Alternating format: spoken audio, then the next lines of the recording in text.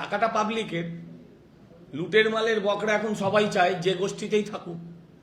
মুশকিল হচ্ছে ওদের দলের টাকা, ওদের দলের নেতারা তারা নিজেরা ভাগ বাটোয়ারা করবার জন্য আজকে এ বলছে ফ্রিজ করো, ও বলছে ফ্রিজ থেকে বার করো। এতে আমাদের কি করার আছে বলুন? কিন্তু আমরা চাই এ টাকা জনগণের, এ টাকা ইডি এসে তদন্ত করুক এবং এই টাকা দরকার মতন তারা ফ্রিজ করুক। ইডি এই টাকা সিজ করুক, ফ্রিজ না করে ইডি এই টাকা সিজ করুক। কারণ এই টাকা পাবলিকের টাকা।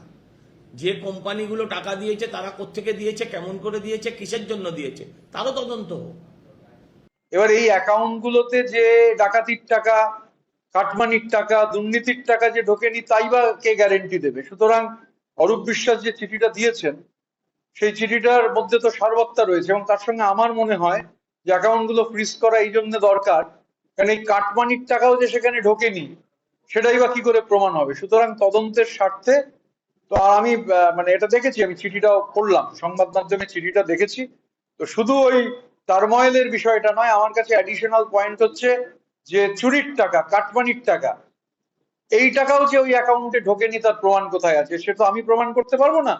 সরকার চাইলে তদন্ত করে তা প্রমাণ করতে পারবেন। অ্যাকাউন্টগুলো ফ্রিজ রাখার যে দাবি অরূপ বিশ্বাস করেছেন, আমিও তাকে সমর্থন জানাচ্ছি। আমাদের তো দরকার নেই টাকার। তাদের যারা টাকা কামিয়েছে, কে বলছে কার গার্লফ্রেন্ড টাকা নিয়ে চলে গেছে, কার জামাই টাকা নিয়ে চলে গেছে, এখন তারা বুঝবে হিসাব।